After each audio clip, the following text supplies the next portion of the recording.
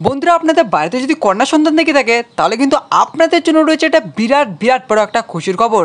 তার কারণ বন্ধুরা, মোদী সরকার ও মমতা সরকার মিলে একটি নতুন প্রকল্প চালু করলেন কন্যা সন্তানের জন্য।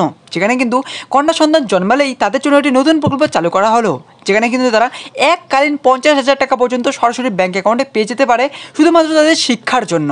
তো বন্ধুরা, আপনাদের বাড়িতে যদি কোনো কন্যা সন্তান থেকে থাকে আর আপনি যদি এই প্রকল্পে লাভ পেতে চান তাহলে কিন্তু অবশ্যই ভিডিওটি শেষ অবধি দেখবেন।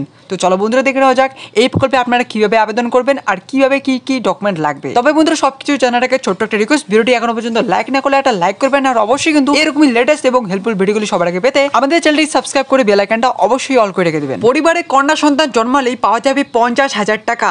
জানুন কি এই প্রকল্প? চলো বন্ধুরা এবার দেখে নিচ্ছি। পরিবারে কন্যা সন্তান জন্মালেই পাওয়া যাবে 50,000 টাকা। কেন্দ্র সরকার থেকে শুরু করে রাজ্য সরকার মেয়েদের জন্য নানান প্রকল্প চালু করেছে।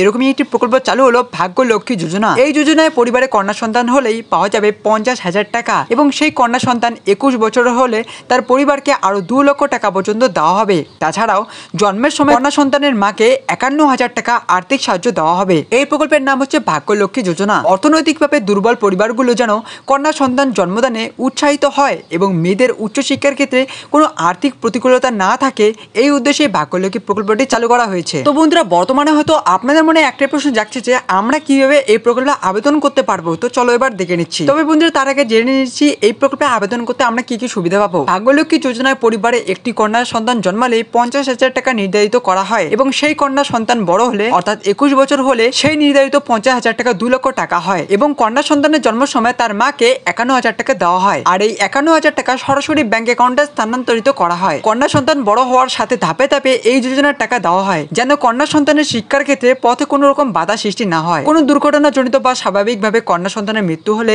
তার পিতা মাতাকে আর্থিক ক্ষতিপূরণ দেওয়া হয়।